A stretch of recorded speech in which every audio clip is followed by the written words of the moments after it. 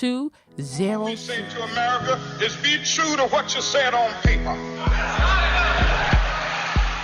I wish that I could freely dream and be judged from within, haunted by a power that cannot see past my skin. My views are viewed as ignorant, my truth always denied. My history is shrouded in a spider web of lies. All right, welcome back to the final hour at the round table with MAMLEO. What a spirited conversation this morning, folks. I tell you, if I had hair, it'd be standing up. We want to thank our sponsor, Guarantee Rate Mortgage Company. For all your mortgage needs, give branch manager Cora Holbrook a call at area code 781-342-0252. Guarantee Mortgage is located at 75 State Street in downtown Boston, Mass. Guarantee Mortgage Rate. Guaranteed to exceed your expectations. Again, I'm Larry Ellison, one of your hosts here at the round table with my co-host, my brother from another. Dr. Bradley is in the house, along with Rhodes Pierre. Thank you, brother. The house. Our stand-up guy. If he goes off camera, you know that's Rhodes moving around here. If you want to give us a call, the call-in number here is 617-282-0685. 617-282-0685. I think we got a couple of our callers still on the line. And we're discussing here, the issue around the violence and the uptick in violence in our youth here in the city. Mm-hmm. And the correlation, a lot of it is happening inside of our schools, but it's just spilling out into our communities. We're seeing it. I said, I attend these meetings on a regular basis, and I see the police reports. I see the video. And I'm telling you, if you want to really see it in living color, and I mean that, attend one of these MBTA meetings that they have for the public on Thursday mornings from 10:30 to 11:30, and you see the violence and the anger in these young people. And I don't know what's causing it. People are trying to blame it on COVID, but a lot of these problems were ticking up prior to COVID. I think COVID is just a convenient excuse for this behavior. If we don't get into, like I said, there's no sense we're investing in structures and in buildings, and if we're not getting the problem with these kids where they're going in there and learning anything. Rosie, we were talking about off air where, there was a young gentleman who was running a program with young people all summer long. And what did he say the biggest problem was? The biggest problem was they couldn't figure out what was going on with them just to get the people to sign their names. And half the kids did not know how to write their own names or sign their own names. They can't read or write. And they're at the high school level. They're supposed to be at the high school level. So I think that's part of the frustration is they already know that the education system has failed them. Like, why even bother investing? Yeah. And when you say that, I remember early in my youth, as a young police officer, we had pulled this gentleman over. He had run through the red light, and I was with a veteran officer, and he wrote the citation for him, and he said, "Hey, sir, you have to sign this, and failure to sign it is arrestable." And the guy was like, I'm not signing. And I'm like, something just didn't jibe. I'm like, why wouldn't he just sign a citation? He's not getting arrested. It's a red light. Everything else checks out. So I said, you know what? I pulled him to the side away from my partner. I said, "Sir, what's the problem? Why do you want to go to jail and not sign the citation?" He says, "I can't read." He was so embarrassed. He would rather get arrested and go to jail than it took for him to admit that he could not read. And this is a man in his late 50s, I would say, that could not read. Larry, think about that commentary. I mean, let me just stop for a while. I know we're in a very contentious, for lack of a better term, subject on Nubian notion, and people waiting to get, breath with anticipation to get involved. But let's stop for a second. Mm-hmm.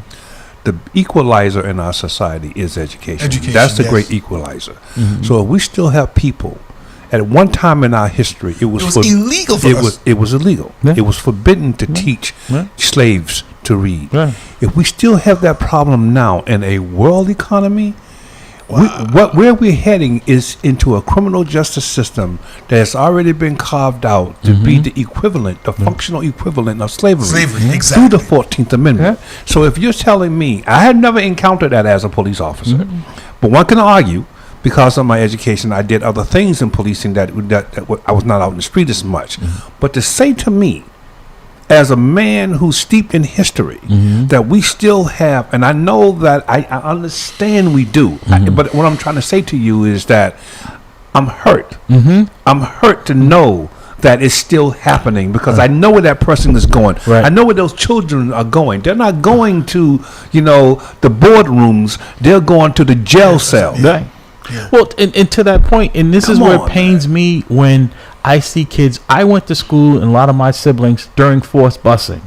And what I had to do to get to the building to try to get an education. And yet they can walk into any building in the city. That is not an issue. But being attacked just for going there, other than a lot of times by themselves. Yeah, but my brother, what that also says is the structure, is the society has actually been successful in convincing us that we do not have to educate ourselves. Yeah. That is the issue, and we have been comfortable with it. At the same time, they have taken away the men in the family. Now the woman has to do both jobs. Yeah. All right. So that you can't have, like in our homes, I make sure that my kids, right. I would tell them, see what daddy's doing? You got to do equal to or better than that. Right. Because that's progress. You always want better for the next generation. Exactly. So I'm telling you, I'm sitting over here, I'm hearing you, and I'm saying to myself, I'm just knowing what I know, and how our people had to actually learn on the trees, learn in the homes, learn in the fields. The way he was just crazy. Sneak. Right. But this is where the reason why I told that story is because when Rhodes said that to me, I'm saying, okay, back then it was still somewhat not acceptable, but it wasn't surprising that this gentleman, because he came from that generation where education was difficult. Yeah. Our parents' generation. But for him to tell me in 2023 that these young people cannot read. That's what I'm saying. Right. That's what I'm saying. Are you telling me that we're still having this problem? We have that issue. Right. We have the problem. And we're focusing on we're focused on all this other stuff. Well, that's the problem we should be focusing on. That's the point I was trying to make. Jamal, you still there? Pastor Dan, are you still there? I'm still here. I'm here. Okay. I'm here. Okay. So Dr. Bradley, good, can I insert this? It's really what I call also the John Henry principle, because a lot of people who don't have the resources or lack the education, whatever, as we know, yes, then they could end up in a life of crime. Yeah, absolutely. Yeah, absolutely. Ben Carson, the doctor, he ran for president. You know that his mother was illiterate, but she pretended she could read, but she was like, you better go to school and learn to read. But bottom line is his mom was illiterate. If you a black man in America who can't read or write. But my whole point of mentioning that is the fact that the parent still encouraged the kid to learn to read. He's going to be working like an auto shop or a pizza joint or someone has an open mic. Yeah, someone's got to stop. Dan, are you still there? Because I'm still here. Yeah. I don't know who has the open mic. Is it me? Okay, so Dan. Y'all can't hear me? We can hear you, but there's some background noise. I don't know what that is. Sounds like but that's all I was saying. And so the John Henry theory means that look at that man who could not read or write, but still was navigating a way to work and make a way in society because, you got to eat.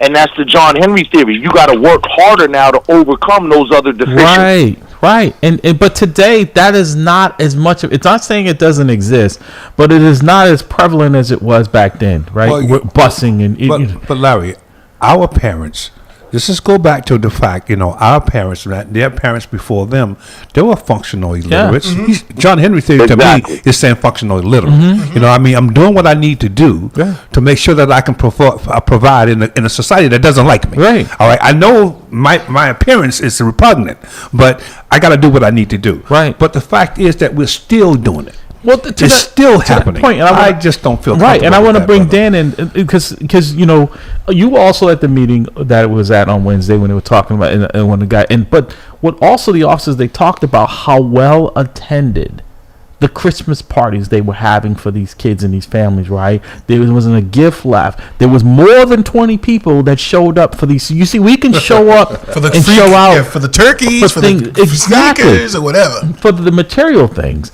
and we don't value because guess what? If you educate, you don't have to stand in somebody's line to try to get a handout. And the education is the only thing that you'll get that can never take away from you. I mean, Alzheimer's can, but nobody else can. Right. So Dan, your comments. I think we lost the deep. All right. So I think everybody's absolutely correct. Nobody can ever take away what you know, and you are responsible. I believe you're responsible to teach other people what you know, and to drag some situations, but bring somebody else along with you. Show somebody how you made it. Let them learn from your mistakes, and we're only going to do better when we want to do better. Everything, and we make time for what's important for us. So the fact of the matter is, if you go to parent-teachers meetings, the dirty little secret is the minority kids, they're not represented. The American minority kids, the Haitian, the African, their parents are locked on to what their kids are doing. But the Black American parents, in some situations, don't seem to care. And how do you beat? This is the dirty little secret within the school system. Who actually attends their kids? Who's actually looking after what their kids is doing? It's not the Black American parents. And again, this is just one of those things. I know I'm generalizing for a little bit, but the fact of the matter, while I was growing up, I was told to learn as much as I can, but I was also told, don't learn so much that you think you're better than me. No, within the Black home. Well, there are two things I'd like to point out. One is, I don't remember. You remember Chris Rock did a special, and Chris Rock said a Black man getting out of jail or prison gets more respect on the street than a Black man with a PhD. Right. Well, but your family, on the street. Your parents are originally from Haiti. Yes. Right. Yes. Were you born there? Or you were. I was born here. You were born here.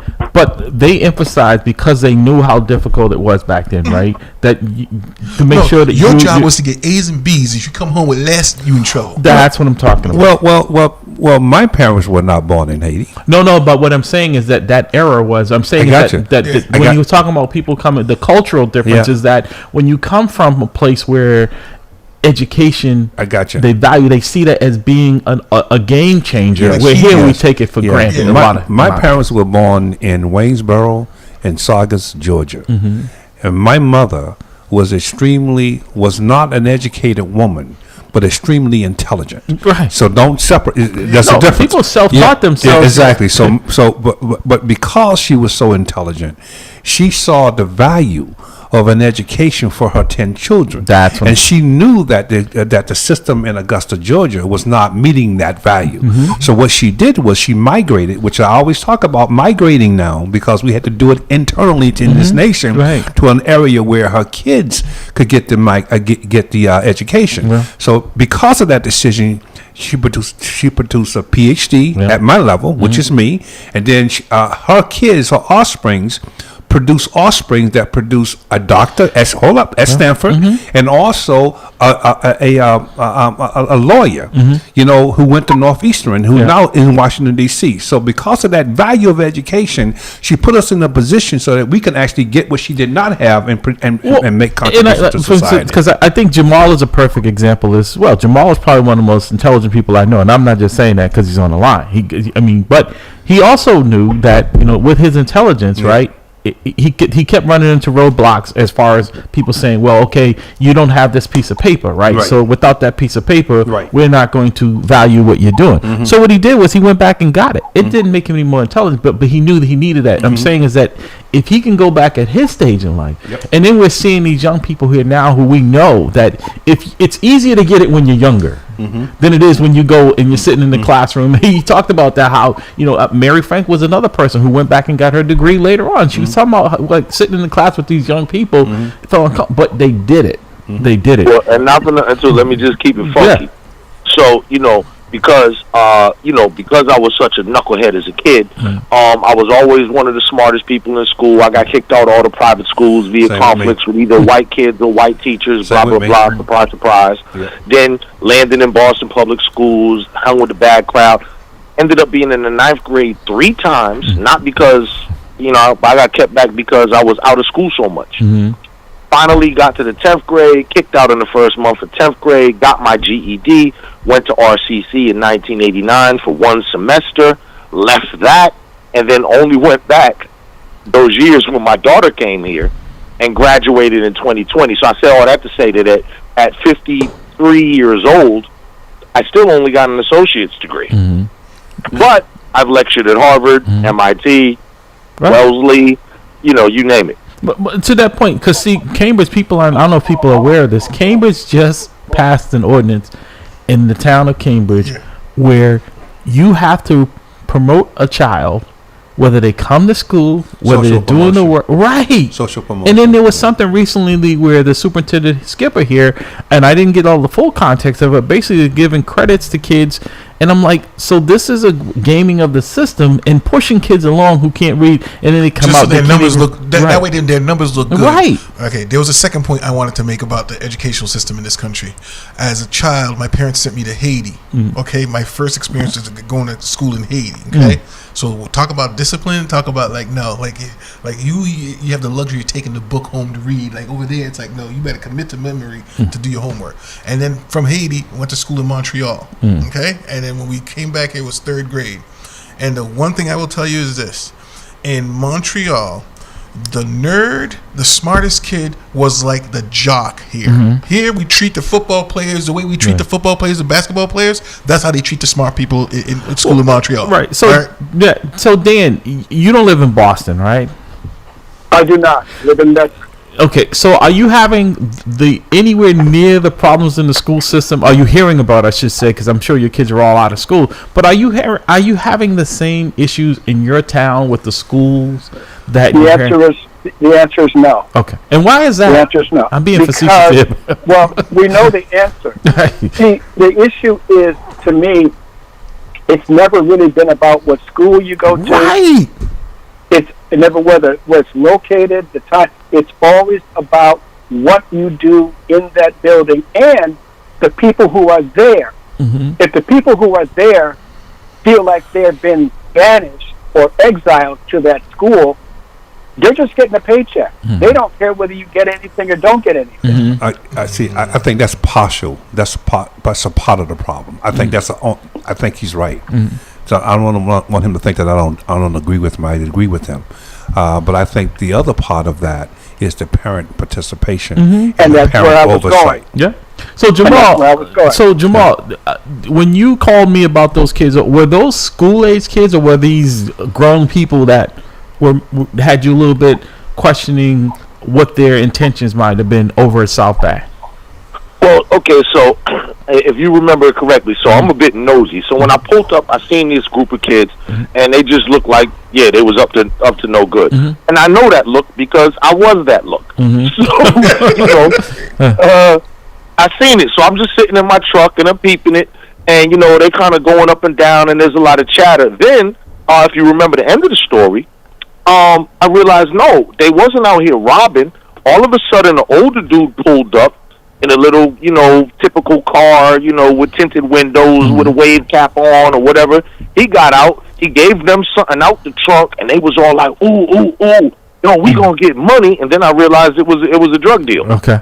Right. So you remember I sent you, I don't know if you remember, I sent you the video because I was actually over there when one of the many times that they attacked the officer. We had to call in the state police and on the MBTA and everyone else who could come and give us a hand when they were basically a riot over there at South Bay, and this was a continuing, and then they went back over there and destroyed the movie theater, and then went downtown and assaulted the officer and beat him with his own bicycle to unconsciousness. The incidents that I see in the schools on a regular daily basis, here's why I'm leaving next month.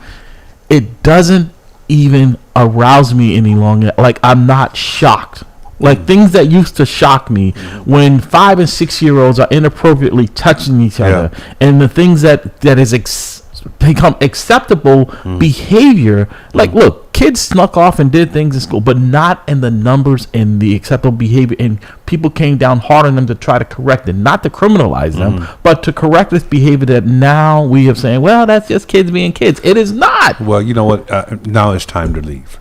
That is exactly what happened with me. Although I had my other issues, I made it clear that the moment that I could not get it out of my head, or it became normal for me to see it, it was time to leave. But that means you're beginning to get, But also, I think I would have more of maybe I can stay if I felt like there was an effort and some working together to try to combat it and deal with it, rather than let's just manage it so during my term, and then I can leave, and then the person I'll get the benefit of saying, well, this was before I got here. Just give me some time. I need some time to get this under control. And then we see this cycle continue, and no one's really addressing the problem. But see, Larry, I'm sitting over here listening to everyone just articulate what the problem is. I'm saying to myself, what are we going to do about it? Because this is the hit. I feel, and this is just Dr. Bradley speaking, that this is calculated. I feel that people in the back room put all this stuff together because if I can keep you in a state of confusion, if I can keep you going at each other, I don't have to worry about you coming at me. You know what I mean? If you don't coming and coming at me can mean many things. I don't have to worry about you challenging my position in society. I don't have to worry about you challenging for jobs so you can produce kids who can challenge my kids' position in society, and I can maintain control. I can also draw the lines of voting. I can keep myself in a position of control of society that I think is really created for me. So how do I do that? I can't enslave you anymore because that is against the law. But what I can do is create the functional equivalent of it by allowing you to destroy yourself. And then if you destroy yourself, the one who destroyed you now go into a system that's going to enslave you. Well, I was going to say, I think because you're right, the 13th Amendment, that's the only time you're allowed to enslave in prison someone, right? So I'm feeling that, hey, listen, we're sitting here, we clearly see it. But now we have what we have to do is design responses to it. So let's start there. To do something about it. Let's try to pivot to solution, right? So I'm going to start with you, Dan. How do we pivot out of this? Because we talk about this quite often on this broadcast in the public domain, and when I go to these meetings, it's the same folks who are there attending. How do we get started? I'd just like to make well, obviously, I hope Dr. Bradley agrees with me, and I think he will based on what I'm about to say. Obviously, it starts with a true understanding of who we are and what our issues have been. And it's time out now for the nonsense. Who is controlling us? The silent slavery. Well, it's PTSD, post-traumatic slave syndrome. They've never addressed that. From the time that we've been free, we've never actually gotten to the point where there's been a concerted, like every time we've made progress, they've done things to move it back. And so this day now. But then we even make a joke about it. You can take the boy out of Cleveland, but try to get Cleveland out of the boy. So we even make jokes about the fact that we're still trapped in our own issues. So Jamal, to that point, we spend close to $1.4 billion in Boston, right? In the Boston public school system, right? And the population has been decreasing each and every year.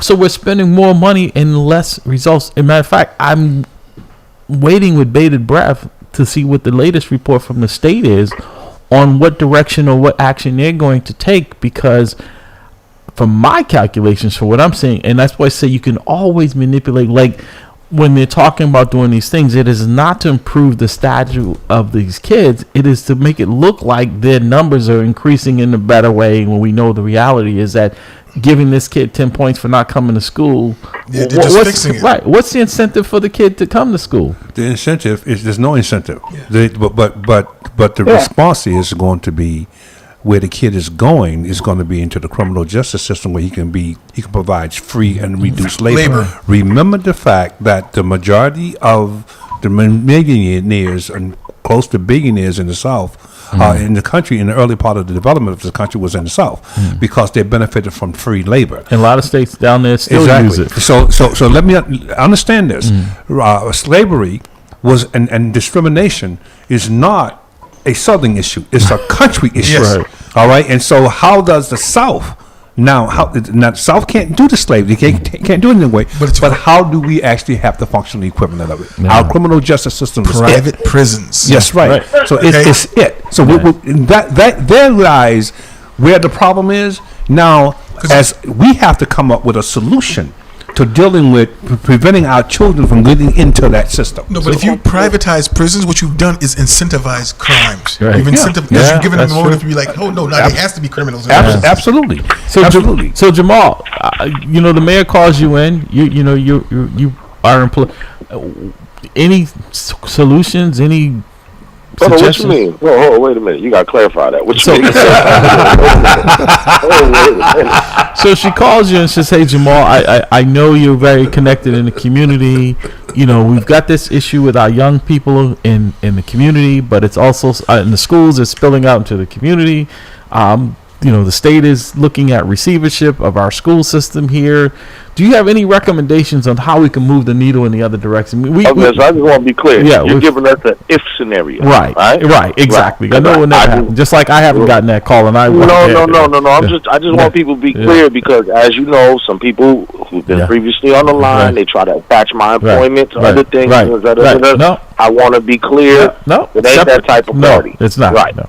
So what I do and what I have done, what I do for work is completely separate from what I have done for the city in terms of the police reform task force. So to that, for the educational thing, I have very little to say there because as a firm believer of the same things that I've put on others, I don't talk out of turn. If I'm not an expert in the thing, I don't. So my only things that I've ever said on like the education piece all these years is I'm one of those people that believes that we need civics, and civics is in some schools contrary to popular belief, but we need a full-blown civics back into the curriculum. And I also believe we need a full-blown I didn't call it Black History. I call it actually the TIE program was what I call it, which is TIE, Truth in Education, which means we tell an accurate world history because actually African history is world history since the world started in Africa. You understand what I'm saying?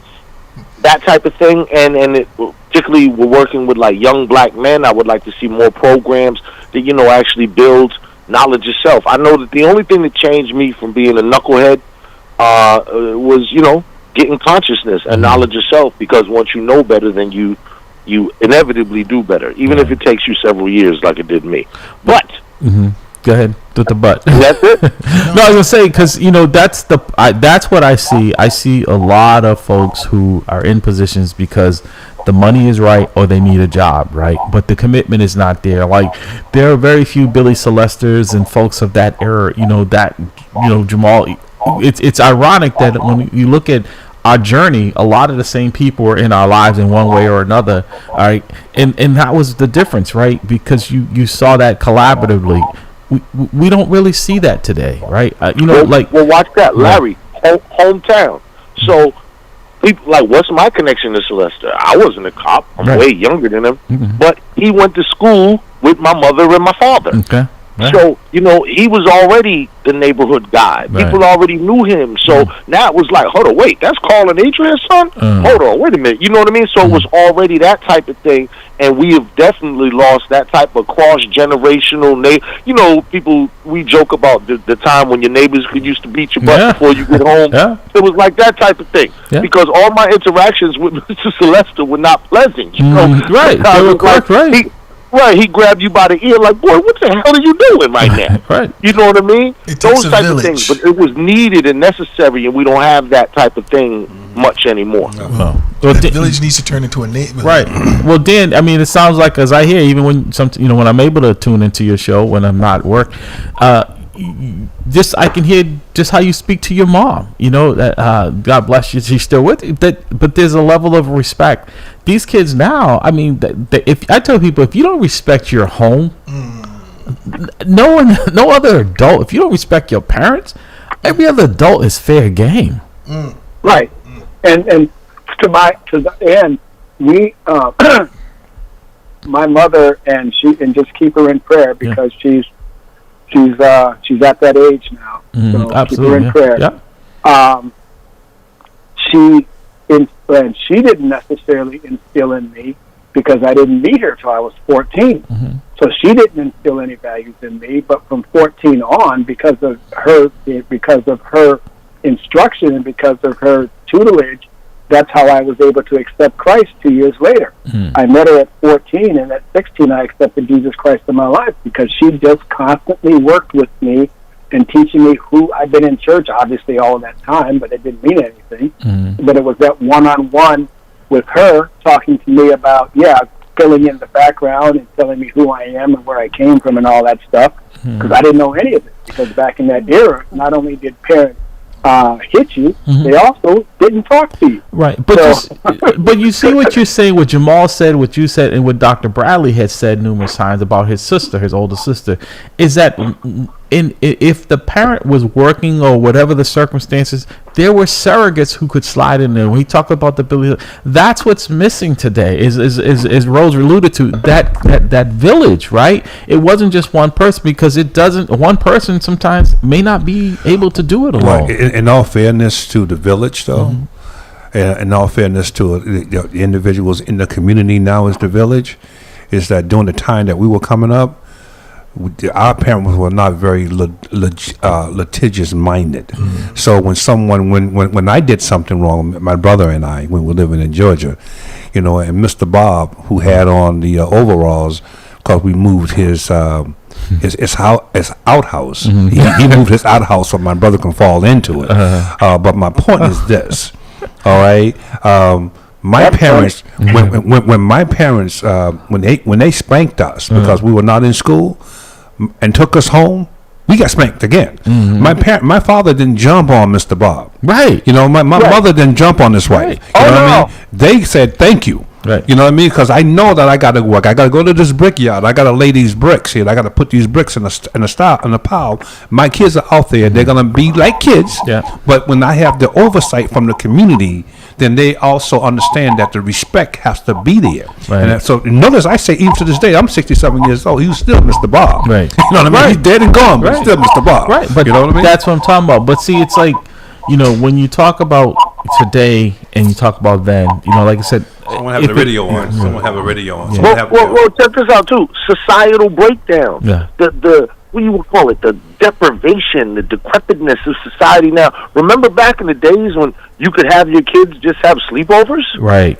Right. Nowadays you're like, hold on now, wait a minute, baby, you can't go over there. Exactly. Hold on, because you don't know what's going on in people's households, and people with these coaches got like cameras in the locker rooms, and then you're like, the only safe place is here. Well, the other thing too, let's be real too, is there was more of a sense. I'm not saying folks didn't dads didn't have kids, but it wasn't as is acceptable as it is today, behavior that is not appropriate. Like if you were a young person and you got pregnant, a young girl, that wasn't something that they didn't have a reveal party. They weren't trying to celebrate this. Actually, it was looked at as a failure somewhere and a breakdown.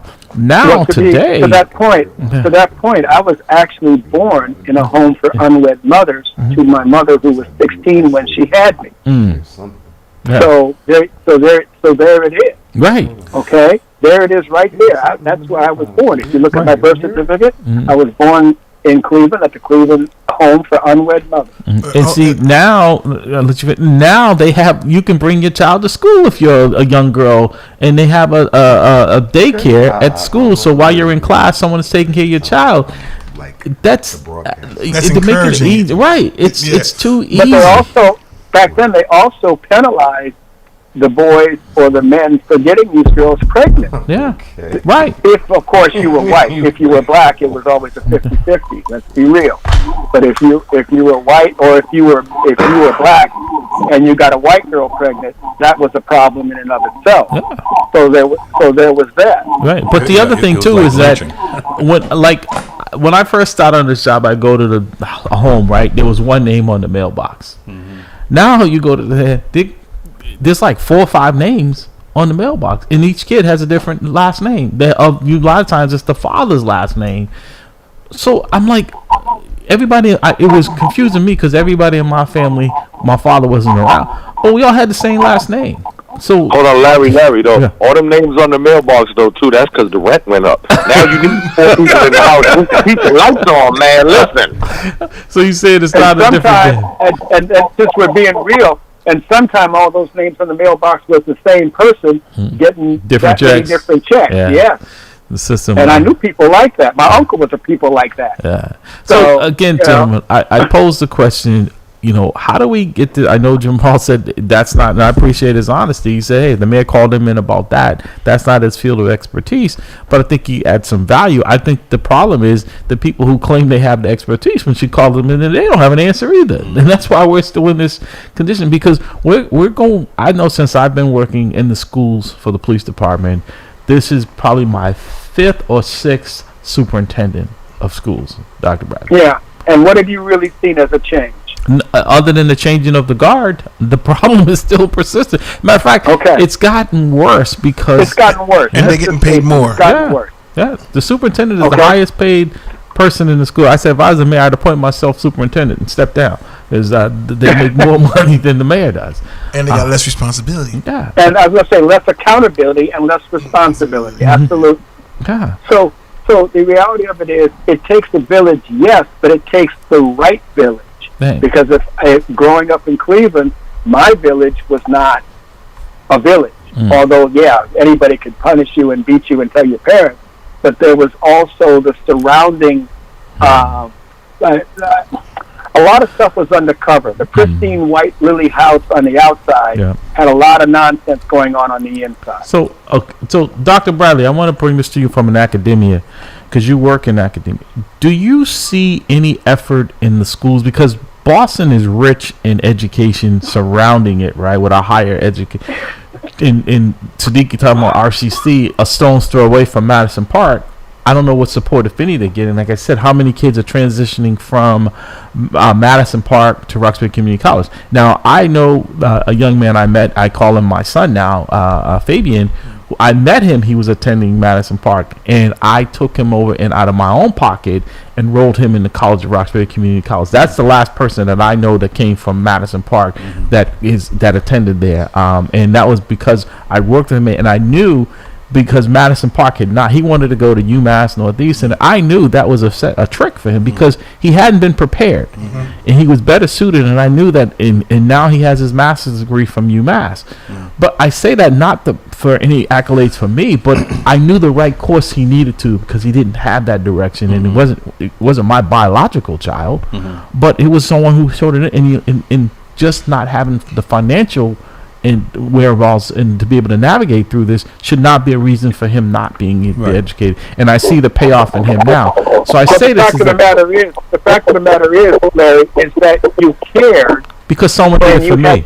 Yeah. Right. Well, you passed it down. Right. And this gentleman most likely will do it for somebody absolutely. else. And I told him that's the only thing he owes me is if someone is deserving of it, you help them. But again, I pose a question, Dr. Bradley. You teach at several institutions. Are there any programs there to reach back to inner city kids, or any space in the classrooms? Not that I'm aware of at the institution that I teach. But what I do know is that as of September, and I think this is a golden opportunity. Education at the junior college level or the community college level is free to come with Massachusetts under certain circumstances. So I do know that, and I think you have a already preset, corridor at where Madison Park, because you have several schools in that area that could be, recipients of those students if they are doing well enough in school. And Roxbury Community College is one of those institutions. However, I think you would see that become more active when gentrification has actually gotten into that area. I'll just make one point too, that the Boston public school system, if the people do not know, parents do not know, but if you maintain a B average, if you went from kindergarten to 12th grade, you maintain a B average, you can go to community college for free. Right. Okay? And I would argue that's just a start. Most of these kids are not cashing in on that. Someone has the radio on, has a radio on. Someone has weekend feedback. Can you turn off your speaker? Thank you. So one of the things that I would argue, one of the things that I would say, please, someone has a radio on, or someone has their. There you go. Because it's coming back in our ears, and I can't really hear what I'm saying. It was either on speakerphone or something like that. So, but what I would argue is that we should not turn our nose up at the idea of getting a free education at the junior college or a community college level and an associate's degree. That's how I started. Yeah. I got out of the military and I was out of school for a while. And I said, well, let me go, and ended up being Fisher Junior College, which is now Fisher College, and I went all the way through up to my PhD. So what I will argue that you need to take that opportunity, because this is what a lot of people don't understand. With these colleges, they junior colleges, you have these sister schools. Right. Curry College is a sister school to Massasoit. So if you go to Massasoit and you get a degree in, we say, criminal justice, well, that curriculum was actually consulted. We consulted on that curriculum with their schools. And it was cheaper to get it there than that. Exactly. So what will happen is that you're going to go to Massasoit for 2 years.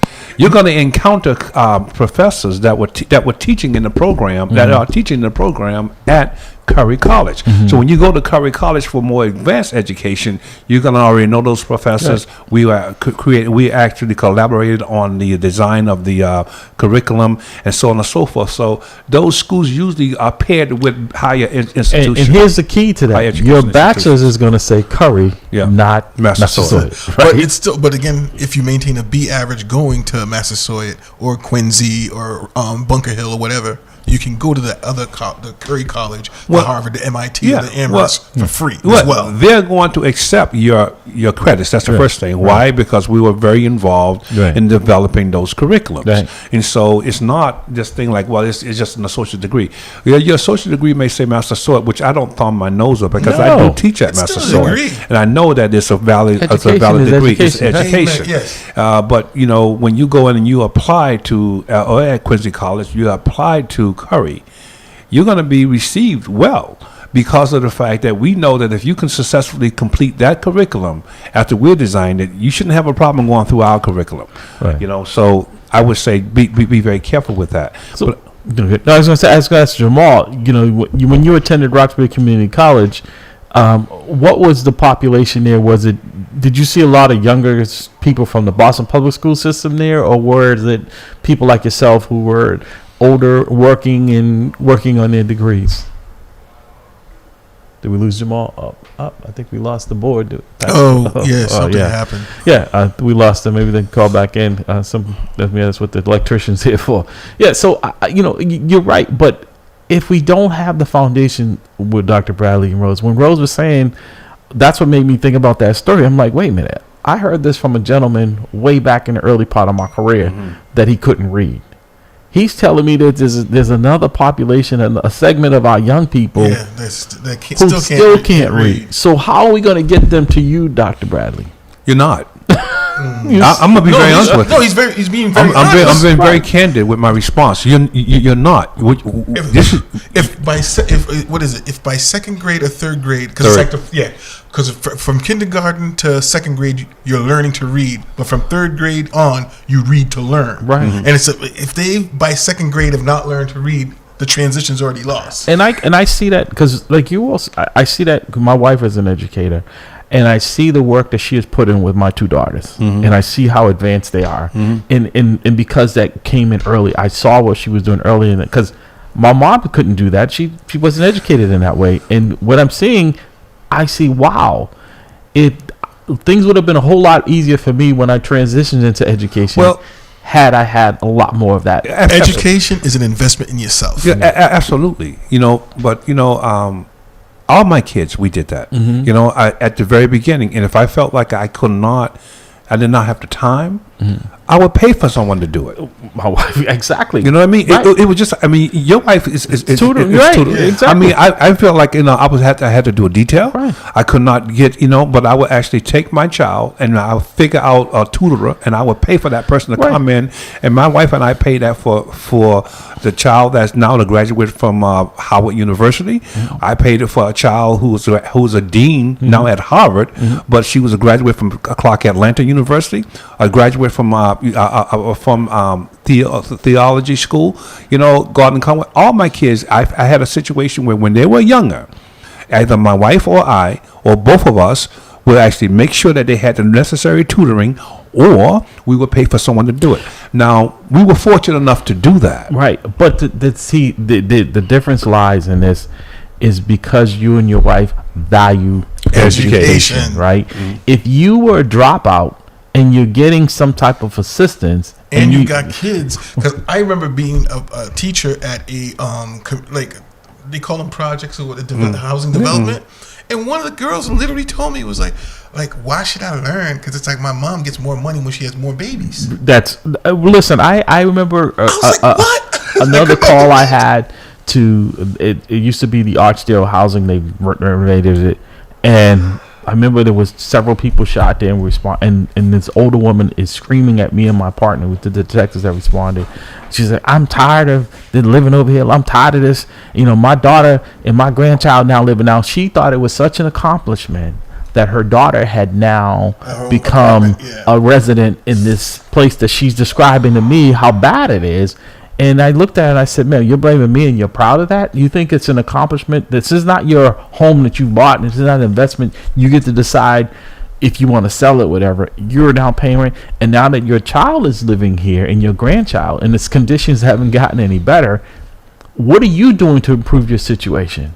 But see there lies the problem within our own community, and there lies the issue around family or tradition, generational wealth. Right. Because in that particular scenario, there's no generational wealth there. But also to attack that, I think they added another segment to that.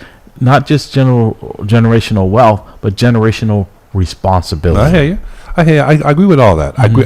You got it. But because and that's one of the issues that I'm saying, that we have to take a look at ourselves as a community. Like I said earlier, we give more respect to the jocks, to the criminals, to the rappers, to the athletes than we do to the scientists, the doctors, the intellect in the community. Because the respect and the love I have for you, for Dr. Bradley, who's someone that's been a part of my life. We didn't know each other. We didn't grow up together. But look at the relationship that we have formed, right? Where we look out for each other in a meaningful way. And that's why I tell people it doesn't always have to be your blood. And I respect more of the accomplishments, and I always brag about my big brother than I don't connect with these athletes and stuff. I'm not hating on them, but I'm saying is that's we set our kids up for something that is not most of the time attainable, right? We know that less than 1% of the people who they might be good in high school, but are not going to make it to the NBA. Most of them are going to have to get some type of job. When you do the math, you got hundreds and thousands of people, if not million, applying for jobs at the athletic level. That's only 2 or 3 or 4 jobs. But this is let me say this. This is the hit. If you go to college, or if you graduate from high school, and someone who's willing to pay you for your skills, you have made the pros. Well, that's what I was going to I was going to ask you. You have made the pros. When you just said what you said, and I want Rhodes away, when you just said the numbers of people that apply, how many people apply to Curry College just every year? Because this is a cycle of continuing. Well, I was talking to one of my colleagues about this just the other day. I came across a piece of news that said that in this region, now I'm talking about in New England, you have 130% increase in people who are applying for college. Okay, so just if you had to throw out a number in the colleges in the Massachusetts area, how many people would you guesstimate apply to college? Because not everyone gets accepted, but I'm saying that on how many people get accepted in college? I would say tens of thousands apply. And by the way, the application fee is not reimbursed, by the way. Okay. Keep that in. Tens of thousands reply. Only a handful of those are accepted. So I guess what I'm trying to get at is, if I threw out a number and say there are over 1 million people attending college in Massachusetts, I would say you're absolutely. It's probably more than that. Okay, right. So the reason why I throw that number out there is I'm saying is that is a continual cycle every year, right? We start with freshmen and those become until. But I'm saying that's that constant pipeline. The reason I said it is because there's always going to be a need for the education system here, right? Yep. Well, some colleges are closing down, but institutionally, yes. As far as colleges and everything, they're one of the few industries that's have lasted centuries. Besides the church. Well, I think some colleges are closing down not because of the lack of interest, or lack of enrollment. They're closing down because of the paradigm shift caused by COVID. Okay, So more online. Yes, because what's happening is every college is in the entertainment business. Also, I mean, the hotel business and restaurant business, because and a large part of the money is coming from housing and food, not necessarily just academia. Okay. You know what I mean? Think So about that's one that. component of Okay. it. And so if you now when you pop in this new paradigm, this model of education, we'll say Zoom.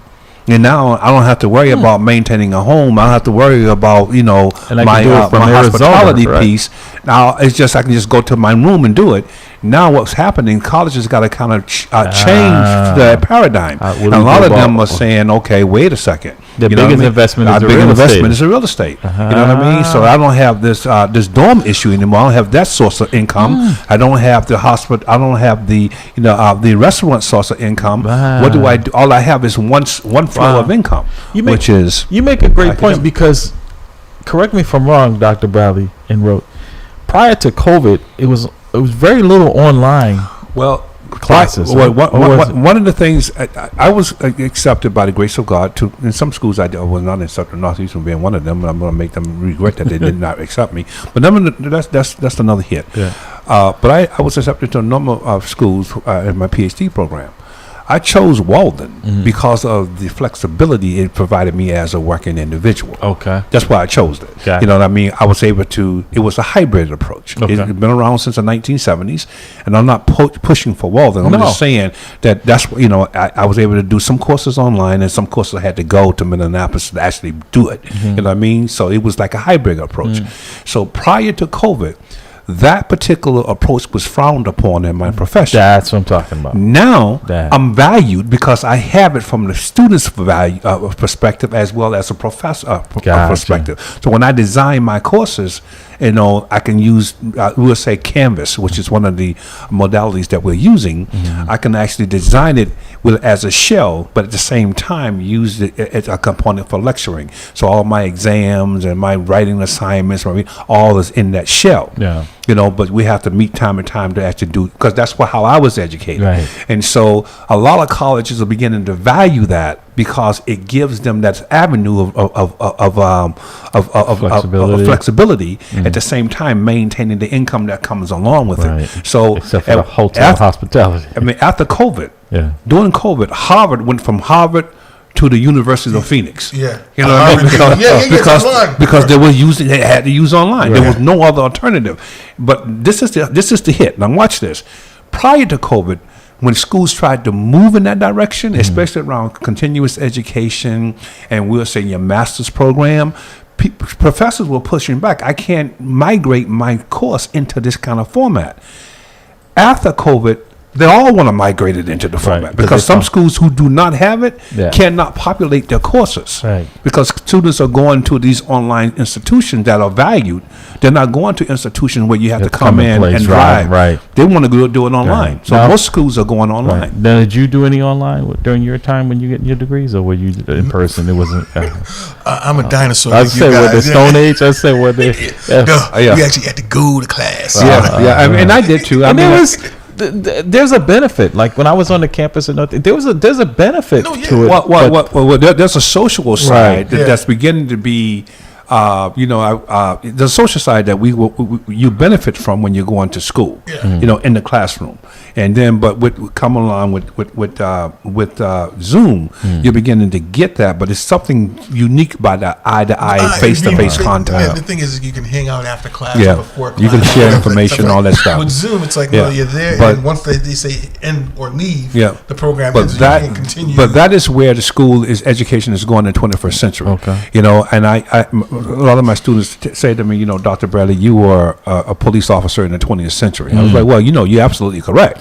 It was a 20th century. So what it sounds like I hear you saying is that either you adapt or you go under. Because that's what's happening. That's the whole thing. And for these bigger institutions that really relied on the hospitality and the food tip, that's what they were built for. So it's harder for them to just go completely online because they need that additional revenue that they got from housing. But on the other side of that, Larry, is that they're pushing. There's this there's this public push.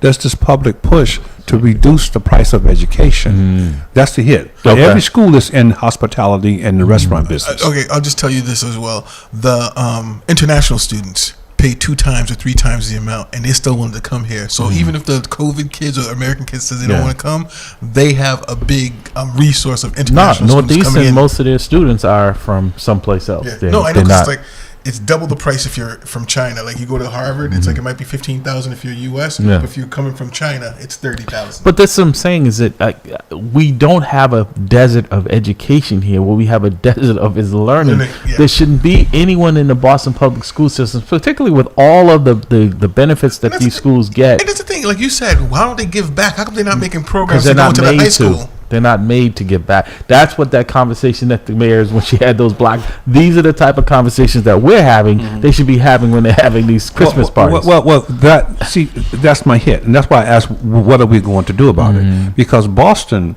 has more colleges in a 35-mile radius of the city than any other city in the country, hub, if not the world. Yes. We are the intellectual hub of the of world. America. Yeah. Intellectual hub of the world Yeah. in a lot of regards. Yeah. A lot of your bio, technology, a lot of all that stuff coming The from doctors. is coming from this here. area. Wow. And speaking All of right. coming, we've come to the end. Well, we have come to the end. Yeah, for folks, Pastor Hop looking at us saying, "Hey, listen, the conversation might be rich, right? but it's time to go." We have to continue. We have to pause it and